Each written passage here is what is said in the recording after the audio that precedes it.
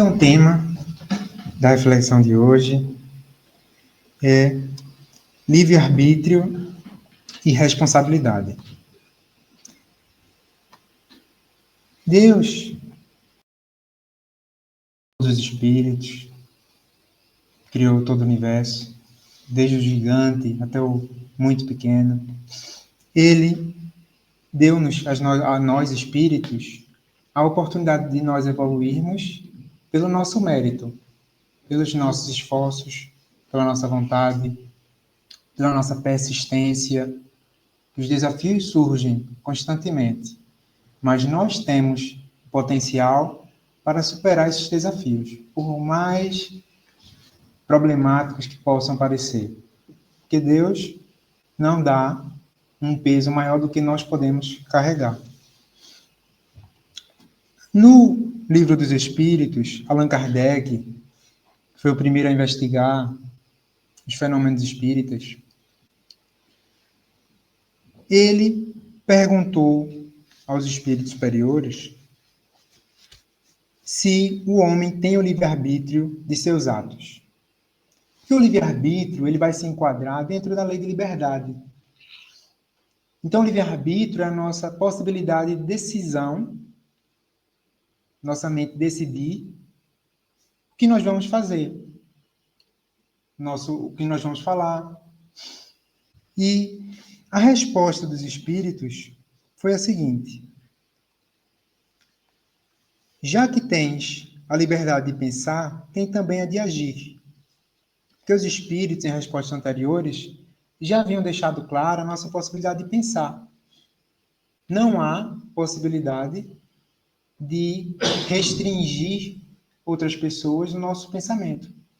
É possível restringir a nossa locomoção por meio, por exemplo, da prisão, mas o nosso pensamento não é possível. É inacessível às outras pessoas essa restrição. É uma demonstração da importância que tem a nossa possibilidade de escolher o que vamos pensar e, consequentemente, as nossas ações posteriores. Sem o livre-arbítrio, o homem seria uma máquina. Porque a nossa evolução vai depender da nossa evolução da inteligência e da parte moral, da parte sentimental. E isso é uma diferença com relação, por exemplo, à inteligência artificial, que tem uma capacidade de processamento, mas não tem essa capacidade de evolução moral, sentimental. Como vai ser dito no livro Vida Plena, o espírito Joana de Ângeles, através da psicografia de Valdo Franco, vai nos lembrar que as máquinas, elas fomentam o processo intelectual, mas permanecem insensíveis a essa questão dos valores intelectuais e morais, e naturalmente sendo muito, muito inferior ao homem, porque, como os espíritos vão nos explicar também, a inteligência destituída do aspecto moral pode fazer atitudes muito mais e prejudicar. A inteligência ela vai ser útil na medida em que nós desenvolvemos também o aspecto moral. Nós vamos aprender determinadas questões matemáticas, físicas, da medicina, do direito, mas se não temos a nossa mente voltada para ajudar o próximo, podemos daí fazer coisas más, buscar destruir em vez de fazer o bem. Agora, essa liberdade do livre-arbítrio, ela vai se desenvolvendo paulatinamente. Como nos diz também no Livro dos Espíritos, nas primeiras fases da vida, a liberdade é quase nula. Então, isso pode ser visto tanto na evolução do espírito, que nós já tivemos muitas reencarnações, e além das reencarnações, entre as reencarnações, nós continuamos a viver no plano espiritual. Isso levou milênios, muitos e muitos anos. Então, no início, quando Deus cria o princípio inteligente, que vai depois chegar a ser um espírito, como nós somos, no início essa liberdade é quase nula, mas desenvolve-se e muda de objeto com o desenvolvimento das faculdades. Porque a partir desse processo evolutivo que vamos indo para corpos mais evoluídos, corpos físicos mais evoluídos, também as faculdades, o que os corpos permitem a gente, vai evoluindo também. Vai desenvolvendo a visão, a audição, o tato, o paladar. Todos os nossos sentidos vão evoluindo.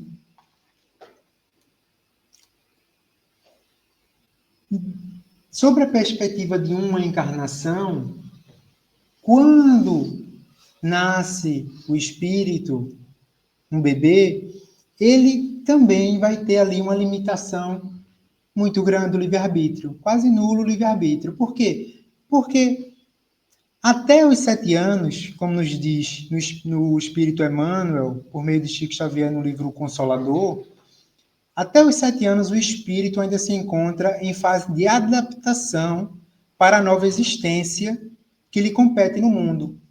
Então, tem o plano reencarnatório antes da nossa reencarnação. Depois, havendo esse planejamento reencarnatório, nós vamos nos ligar à nossa mãe. E esse processo em que o espírito vai se acoplar totalmente ao corpo, mesmo após o nascimento, ele continua. Até os 7 anos continua esse processo. Isso significa também que o corpo da criança ainda também não desenvolveu ao máximo. E esse livre-arbítrio da criança também é limitado. Nessa idade, ainda não existe uma integração perfeita entre ele e a matéria orgânica. Então, suas recordações do plano espiritual são, por isso, mais vivas, tornando-se mais suscetível de renovar o caráter e estabelecer novo caminho. Até os 7 anos, o espírito ainda não estando totalmente vinculado ao corpo físico, então ele tem um maior contato ainda e lembrança do plano espiritual. Isso facilita muito que os pais, nessa fase, possam se empenhar em educar os filhos, principalmente no aspecto moral, para que eles vão aprendendo a praticar o amor, o bem, a caridade, porque o espírito, lembrando ainda do plano espiritual, ele vai ter uma capacidade maior de superar os vícios que ainda traz da trajetória evolutiva e gravar virtudes no seu processo evolutivo. E também é por isso que nas pesquisas científicas que se faz de crianças que lembram de vidas passadas, vai se perceber que essas lembranças de pessoas que se lembram de vidas passadas geralmente se restringe à fase da infância. Geralmente, até essa idade, muitas vezes antes, quando a criança começa a falar, já começa, não é todas as crianças, evidentemente, mas existe no mundo muitas pesquisas de crianças que se lembram, como existe no livro Ciência da Vida Após a Morte, de Alexander Moreira, foi publicado recentemente esse livro, de crianças que, quando chega essa idade ali de falar, elas começam a relatar detalhes que não poderiam inventar. Por quê? Porque o que é que os pesquisadores fazem? Eles vão ver se aquelas ideias que a criança tem realmente batem com a realidade. Ela disse que tinha tal nome, que a mãe dela era com esse nome, que morava em tal região, eles vão verificar. Existiu essa criança, existiu essa mãe, enfim. Existiu essa pessoa e muitas vezes vão realmente coincidindo com o que a criança diz. Mas, sendo certo que nessa fase ela não tem ainda um livre-arbítrio totalmente desenvolvido, no livro O Livro da Família Contemporânea, o espírito Caibar Schutel, de psicografia de Abel e Adriana Gleiser, vai nos dizer que o encarnado ele atinge a plenitude do seu livre-arbítrio aos 16 anos, quando será inteiramente responsável por seus atos. Então, embora a partir dos 7 anos a criança ela já tem um vínculo total com o corpo físico, ela ainda continua sofrendo as restrições do desenvolvimento do corpo, que o cérebro ainda não se desenvolveu totalmente, e além de outros sentidos da função fisiológica. E aos 16 anos, como nos diz aqui, vai realmente haver, então, uma plenitude do livre-arbítrio do espírito reencarnado. Isso significa que antes, como nos diz nesse mesmo livro, a criança, ela então não está sujeita à responsabilidade como está um adulto que tem o pleno livre-arbítrio desenvolvido. Porque como nos explica o Espiritismo, e Jesus nos explicou, Deus, ele é justo. Então, Deus sendo justo, sendo o máximo de amor, de inteligência, de bondade, o que é que acontece?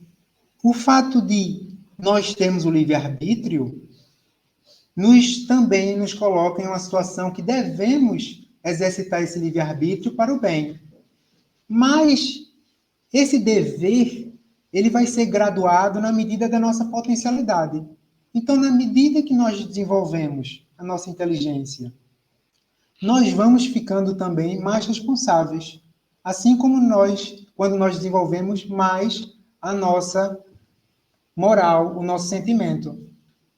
Se uma pessoa que se formou em medicina, ela erra uma coisa que deveria saber, é natural que se haja alguma responsabilidade. Compreendemos isso. Se é uma pessoa que nunca estudou medicina e numa emergência precisou agir, é natural que a responsabilidade é outra.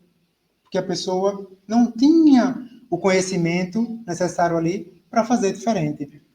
Então, a criança ela vai ter uma certa imunidade a essa lei de ação e reação, que é a responsabilidade. Quando nós fazemos algo de mal, nós acabamos por ficar, então, vinculados a resgatar esse mal. A criança ainda não está nessa fase de evolução e de responsabilização. Mas à medida que vai crescendo a criança, vai aumentando esse desenvolvimento e vai também aumentando essa responsabilidade. Já o adolescente, que vai caminhando até chegar aos 16 anos, e chega aos 16 anos, ele já passa, então, a ter o pleno livre-arbítrio e, segundo as leis divinas, vai ser já responsabilizado pelos seus atos que faz na reencarnação. Poderíamos perguntar, então, se não haveria, como perguntou Allan Kardec, da parte do organismo, o exercício de alguma influência sobre os atos da nossa vida. Porque o Espiritismo vai explicar que quando nós estamos desencarnados, também chamamos, quando estamos na erraticidade, não estamos encarnados, há uma certa liberdade a mais, porque não tem restrições que existem do nosso corpo físico. Quando estamos desencarnados, nós também temos um corpo, mas é um corpo mais sutil, o corpo espiritual. E esse corpo espiritual, ele permite uma maior capacidade visual, auditiva, uma maior fluidez do pensamento, que quando nós reencarnamos, não temos essa mesma capacidade. Então, Kardec perguntou, caso exista essa influência do corpo, não será, então, exercida com prejuízo do livre-arbítrio? Não haverá, então, um prejuízo do livre-arbítrio? Então, responderam os espíritos o seguinte, o espírito certamente é influenciado pela matéria, que pode dificultar as suas manifestações. Daí porque, nos mundos que os corpos são menos materiais do que na Terra, as faculdades se desenvolvem com mais liberdade. Inclusive, tem uma questão interessante do Livro dos Espíritos, que estava se falando sobre o sono, a questão do sono. E os espíritos colocaram que o sono é uma oportunidade que nós temos de nos sentirmos um pouco mais livres durante a nossa reencarnação. E que é muito importante para todos os espíritos. E que, inclusive, referem para os espíritos missionários que vêm à Terra, que eles particularmente usufruem mais desse sono, porque eles têm uma capacidade de desprendimento maior.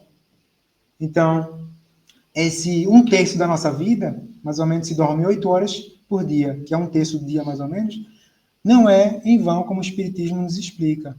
Tem a possibilidade, durante o sono, da gente poder ter um contato maior com a espiritualidade, sentir um pouco mais a leveza do corpo espiritual, se desprender do corpo mais pesado que nós temos durante a reencarnação, e ter contato com a espiritualidade superior, de acordo com as possibilidades e a nossa sintonia mental. Então, os espíritos continuam dizendo o seguinte: é importante perceber que o instrumento, o corpo, não confere a faculdade. Então, quando nós reencarnamos, o espírito, digamos que tem um determinado conhecimento em matemática. Quando ele reencarna, ele vai esquecer esse conhecimento. Mas ele pode ter uma certa vaga lembrança, uma predisposição para compreender muito fácil esse conhecimento. Não é o corpo, o cérebro, que está dando para ele essa facilidade, essa lembrança vaga. É o espírito que traz consigo. Então, é preciso também que se distingam as faculdades morais das intelectuais. Se um homem tem um instinto do assassínio, de cometer um assassinato, seguramente é o seu próprio espírito que o possui e lhe transmite, e não os seus órgãos. Então, nessa nossa jornada evolutiva, em que reencarnamos, nós trocamos o nosso corpo, nós nos preparamos para cada reencarnação, nos preparamos no plano espiritual, com orientações, trabalhando no plano espiritual, mas a nossa capacidade moral, ela permanece e é perceptível em cada reencarnação que temos. Nós podemos, numa, estudar muito, na outra estudar pouco, mas isso não vai afetar a questão da moral.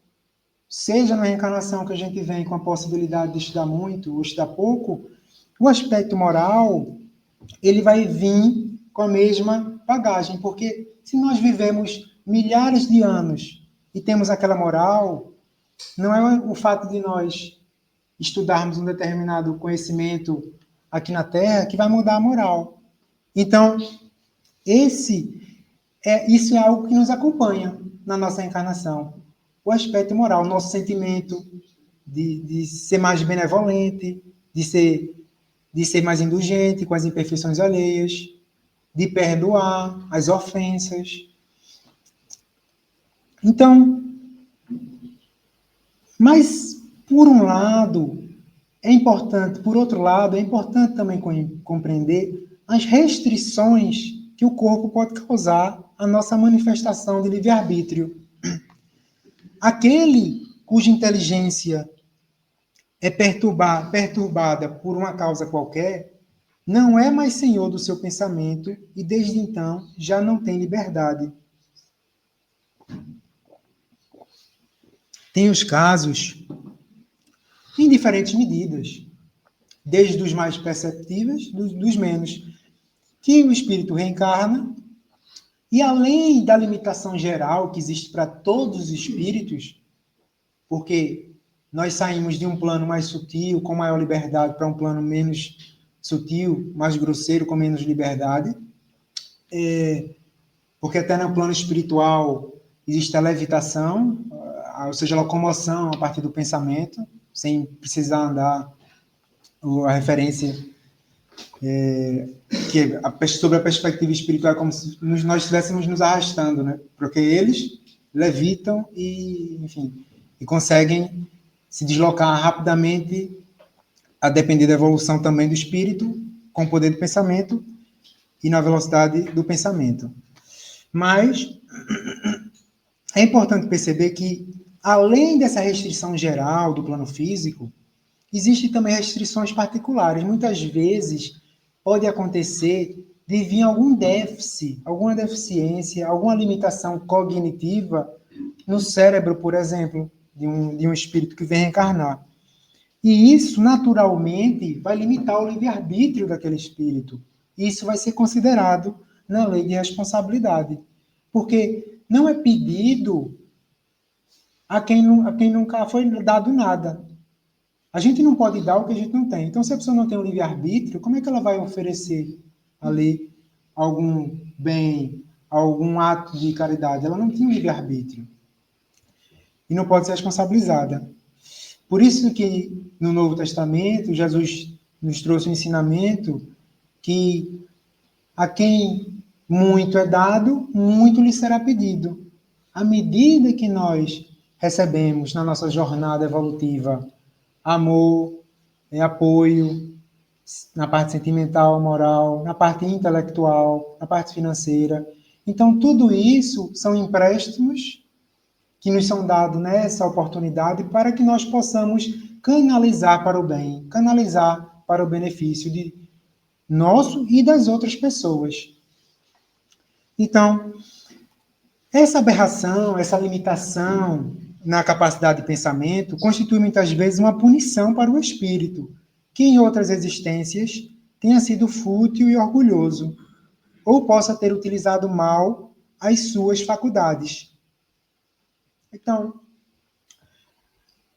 de acordo com o Espiritismo, vamos observando e aprendendo que não há uma injustiça sobre a perspectiva global da nossa trajetória evolutiva.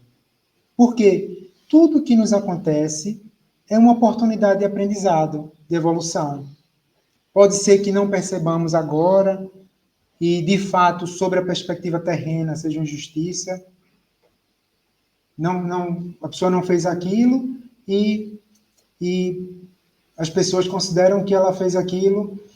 E sobre a perspectiva dessa situação isolada, seria uma injustiça. Mas sobre a perspectiva global, é uma oportunidade de tolerar, de perdoar, de compreender. Isso nos faz evoluir. Isso nos faz ascender na escala evolutiva. Então, essas situações de restrições mentais são exclusivas para situações, muitas vezes, em que foi muito mal utilizado o livre-arbítrio e o pensamento. No livro, por exemplo, Sexo e Obsessão, foi contada a história de um espírito que reencarnou, que é conhecido, que é reencarnado aqui na Terra, o Marquês de Sade, que ele teve muitos abusos na área sexual, muitos abusos.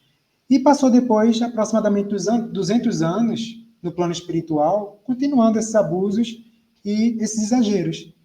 E chegou a um ponto, uma situação, que conseguiram convencer ele para que ele reencarnasse. Foi muito difícil, é contada a história no livro. Inclusive, teve que, após um esforço para conseguir chamar ele para uma reunião, para conversar com ele, teve que aparecer uma mãe dele, de uma reencarnação, espírito evoluído que queria auxiliá-lo, e conseguiu convencê-lo, e ele reencarnou numa situação em que não ia ter as faculdades mentais normais, porque ele precisava passar por aquele processo para começar a reorganizar as ideias e valorizar a oportunidade do pensamento, do livre-arbítrio que todos nós temos. E, além disso, então, né, o espírito poderá renascer no corpo, né, de uma pessoa que tem alguma deficiência cognitiva, como assim uma pessoa que foi um tirano, que não sabia exercer o poder, que reprimia muitas pessoas, no corpo de um escravo. E o mal rico, uma pessoa que não utilizou bem os valores financeiros que tinha na reencarnação, pode nascer numa situação que leve à mendicância, a ser um sem-abrigo, um mendigo. Mas o espírito que sofre esses desafios, que passa por essa situação, por exemplo, de uma impossibilidade de manifestar o pensamento, ele tem perfeita consciência, os espíritos dizem aqui. Ele está numa situação que aparentemente, para nós, ele não tem um raciocínio, uma reflexão, mas que eles têm o pensamento, mas não podem expor aqueles pensamentos, porque justamente não sabiam utilizar o pensamento e, consequentemente, a oportunidade de falar, de agir, de fazer o bem. Então, existindo essa influência do corpo físico, nos lembramos que o Espiritismo vem nos falar também dessa possibilidade e constante influência que podemos sofrer e também ter com o plano espiritual. Allan Kardec perguntou, no Livro dos Espíritos ainda, se os espíritos influem em nossos pensamentos e em nossos atos. E os espíritos responderam o seguinte: muito mais do que imaginais, pois frequentemente são eles que vos dirigem. E isso vem aqui, justamente nesse tema do livre-arbítrio, nos fazer questionar. Então, temos o livre-arbítrio ou os espíritos que definem a nossa conduta?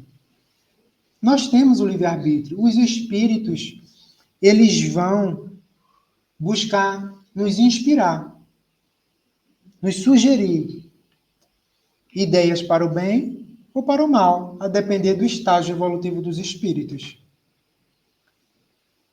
Nós vamos sintonizar com essas inspirações, com essas sugestões, a depender do nosso pensamento, a depender do nosso estado sentimental. Nós estamos com ódio, com raiva, com ciúme. Nós vamos tender a sintonizar com as sugestões dos espíritos que são menos evoluídos, que vão nos querer estimular esses defeitos, em vez de nos sintonizar com os espíritos mais superiores que vão nos estimular a sermos mais tolerantes, mais caridosos e perdoar as ofensas. Então, é por isso que também no Livro dos Espíritos vai dizer que muitas vezes acontece que nós temos pensamentos discordantes, contraditórios. E isso nos mostra, um dos exemplos, não único, de que há sugestões de espíritos além dos nossos próprios pensamentos. É possível nós termos diferentes pensamentos, diferentes posições a partir de nós mesmos? É possível. Se exercitar essa dialética dentro da nossa mente, sempre quando vai se decidir buscar ver vários pontos de vista, pensar em vários pontos de vista, é possível. Mas, além disso, vai se juntar a nossa reflexão às sugestões dos espíritos, que vai influenciar o nosso pensamento e a nossa decisão. Esse controle da nossa vida, do nosso pensamento, é nosso. O que acontece é que, às vezes, pelo nosso desequilíbrio, às vezes os espíritos acabam por terem maior influência sobre nós, porque nós vamos deixando, alimentando pensamentos negativos, sentimentos negativos, constantemente e com frequência. Porque quando nós alimentamos pensamentos positivos e sentimentos positivos, naturalmente, não é uma questão de proximidade física entre espírito bom e espírito mau. É uma questão de sintonia, de pensamento, de sentimento. O espírito mau pode estar ao lado da gente, mas a gente está com um pensamento elevado, um sentimento elevado, não vai conseguir influenciar, porque é da lei da natureza, é a lei da afinidade. Então, eles influenciam. Mas, então, pode surgir essa pergunta que Allan Kardec fez. Como distinguir os pensamentos que nos são próprios dos que nos são sugeridos? Como distinguir aquilo que vem do nosso próprio espírito e o que vem de inspiração dos espíritos desencarnados que querem nos sugerir algum pensamento? Os espíritos dizem o seguinte: quando um pensamento vos é sugerido, é como uma voz que vos fala. não é propriamente aqui que a gente escuta uma voz com nossos ouvidos. Isso é uma situação da nossa mente. Então, assim, envolve aqui diferentes níveis de sensibilidade espiritual de cada pessoa. Mas que isso é muito sutil e muito difícil de distinguir. Geralmente, os pensamentos próprios são os que vos ocorrem em primeiro lugar. Porque nós estamos falando de um tema, dialogando sobre um tema, e nós vamos ter uma opinião sobre aquele tema. Mas muitas vezes vem a espiritualidade sugerir algum outro pensamento sobre aquilo. Mas aqui os espíritos vão fazer uma ressalva muito importante, porque o espiritismo, ele tem sempre um propósito, que é a nossa evolução. Fazer com que, não é prejudicar, perturbar, criar curiosidades que não levam a gente a evoluir. É sempre um propósito sério da espiritualidade superior. Eles dizem o seguinte: afinal, não vos é de grande interesse estabelecer essa distinção entre o que é o nosso pensamento e o pensamento sugerido de um espírito. E muitas vezes é útil não sabê-la. O homem age mais livremente. Porque é justamente por não sabermos dessa origem, desse pensamento, que a gente age com mais independência. Porque, se é um espírito que sugeriu, talvez vou dar uma relevância maior, vou dar uma relevância menor. Não é isso, não é essa a proposta. A proposta é que a gente decida se vai fazer ou não determinada ação pelos nossos valores, pelas nossas reflexões interiores, pelo nosso propósito de vida. Se decidir pelo bem, nos diz aqui a resposta dos espíritos, ele o fará com maior boa vontade. Se tomar o mau caminho, maior será a sua responsabilidade. Então, a gente assume a decisão como nossa. E é uma decisão nossa. Porque se a sugestão pode ter vindo do espírito, não tira a responsabilidade da nossa decisão.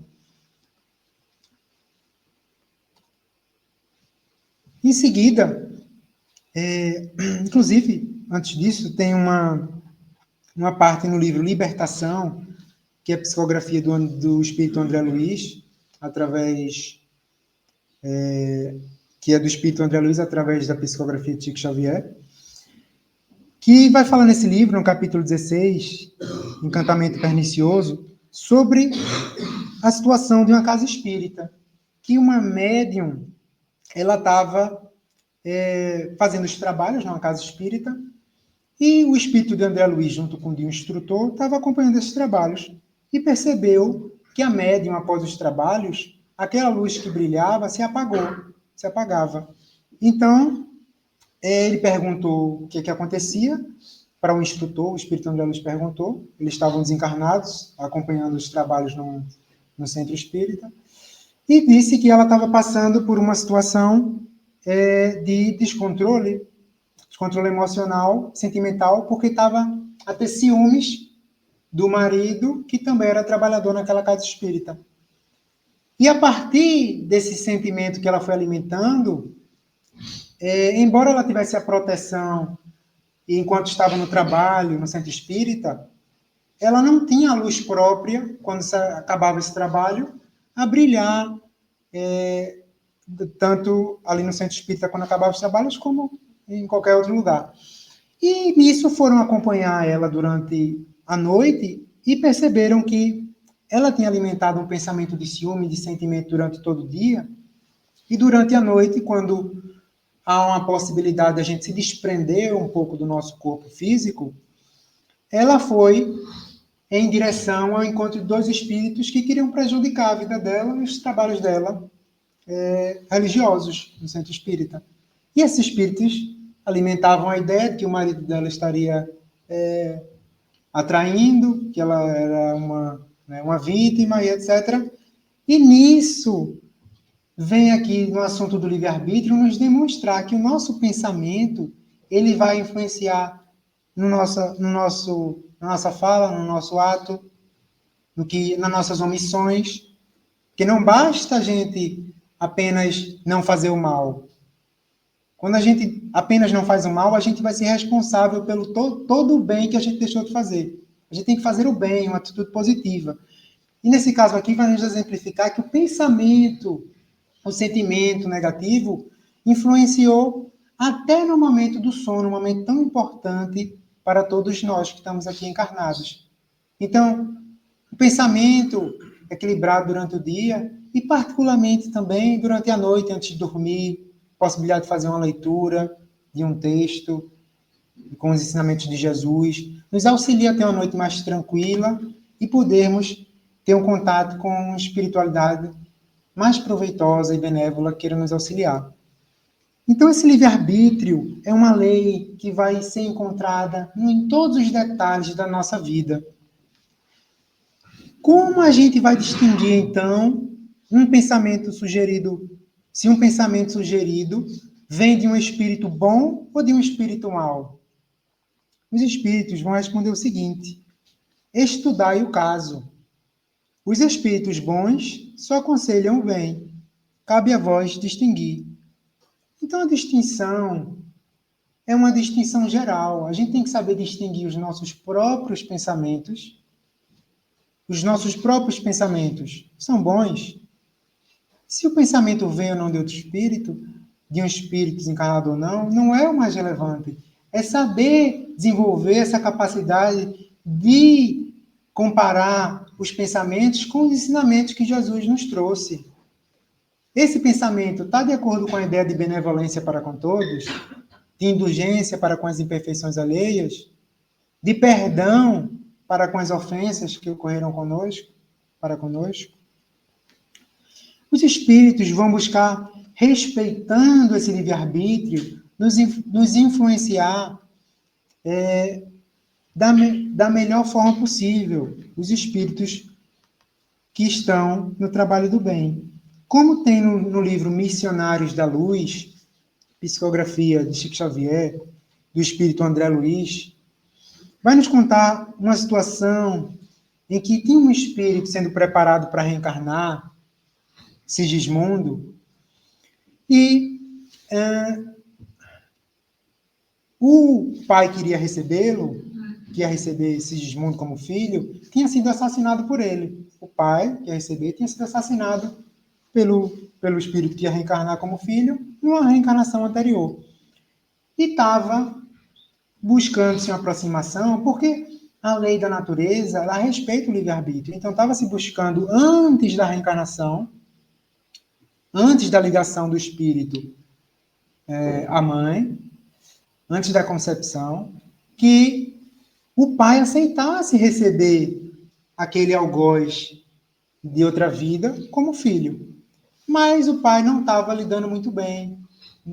De noite, quando ia dormir, se buscava uma aproximação entre o Sigismundo e o futuro pai, o pai tinha instintivamente, sem lembrar exatamente o que tinha acontecido, uma sensação que aquela pessoa que estava pedindo ajuda, estendendo a mão, queria fazer o mal para ele, queria golpeá-lo por trás, porque ele instintivamente, inconscientemente, tinha medo daquela pessoa que tinha matado ele antes.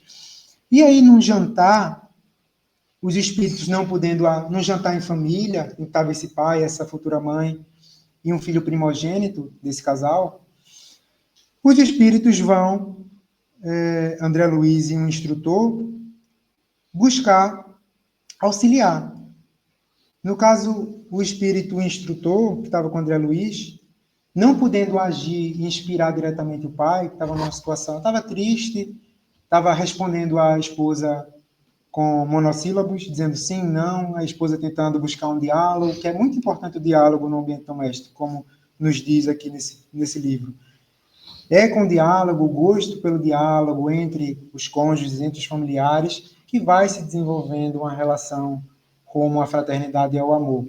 Por mais desafiante que possa ser, é importante um esforço nesse sentido.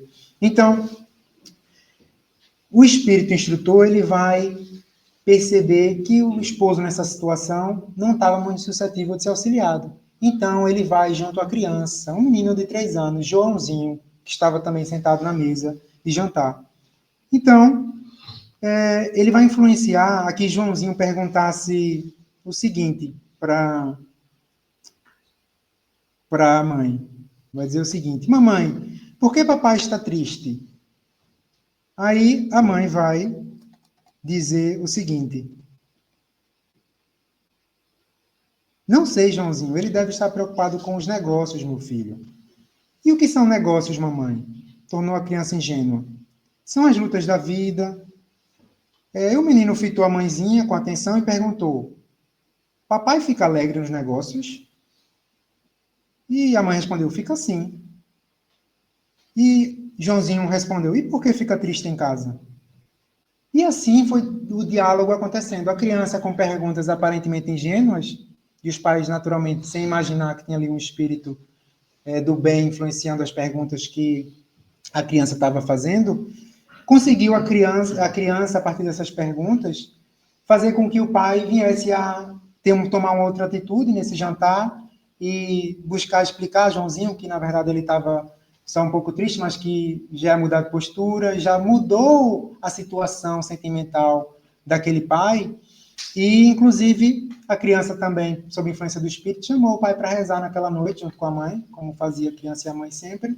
E o pai aceitou. E com essa influência, quando chegou a hora do sono, em que esse pai se desprendeu um pouco do corpo, foi possível, então, ele com uma sintonia, com um sentimento melhor, mas ainda com alguma dificuldade, com auxílio do espírito instrutor, conseguiu fazer com que ele aceitasse receber o antigo algoz, que lhe tinha lhe assassinado, agora como filho. E apertaram a mão e perdoou, naquele momento, o antigo algoz, aceitando a sua vinda no seio familiar. E nesse momento, inclusive, eles relatam que uma certa opacidade, escuridão que tinha no espírito daquele pai, por causa que não perdoava, desapareceu e começou a ter uma certa luz no espírito, olhando sobre a perspectiva espiritual, sobre aquele pai que perdoou. Então, é a partir do livre-arbítrio que nos é respeitado, mas também a partir do auxílio que nunca nos falta, que Deus espera de nós, que nós sigamos nesse caminho do bem e do amor. Porque o livre-arbítrio, ele é, como nos diz o espírito Caibar Schutel, em Fundamentos da Reforma Íntima, é como o comando da vida entregue por Deus nas mãos de cada homem. Então, temos essa possibilidade de escolher hoje, amanhã, a cada momento, uma atitude diferente. Comparar aquilo que fizemos quando teve aquela situação difícil, refletir como poderíamos ter feito melhor e, quando uma situação similar acontecer, buscar com todos os esforços, lembrando das reflexões que tivemos, fazer diferente, fazer melhor. E, assim, um passo no caminho da evolução. Jesus nos ensinou que ele respeitava muito o livre-arbítrio, sempre orientando os discípulos, convidando para o bem, dando exemplos. Quando Judas ele levou os soldados para prender Jesus, Jesus falou para Judas: amigo, a que vieste? Como nos diz no livro Caminho, Verdade e Vida, o Espírito Emmanuel, no capítulo Ensejo ao Bem.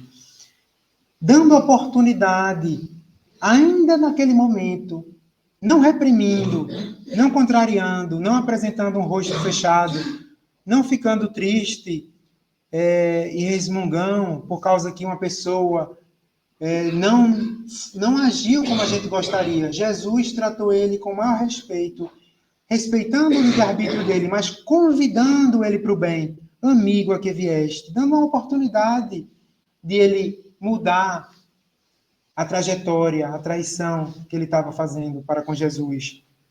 E Judas, embora naquele momento não seguiu o convite de Jesus, porque Deus respeita o livre-arbítrio e nós todos devemos respeitar o nosso e de todas as demais pessoas, Judas, no futuro, veio a se reabilitar por meio da lei divina, que nenhuma das ovelhas é deixada para trás.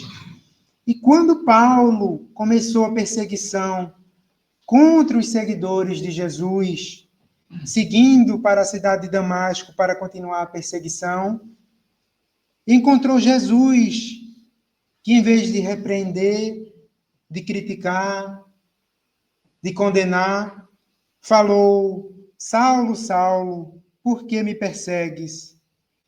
Então, Saulo, que depois passou a se chamar de Paulo, a partir desse momento e dos acontecimentos que são narrados no livro Paulo Estevão, de psicografia de Chico Xavier e do Espírito Emmanuel, mudou a sua trajetória e passou a difundir os ensinamentos de Jesus pelo mundo.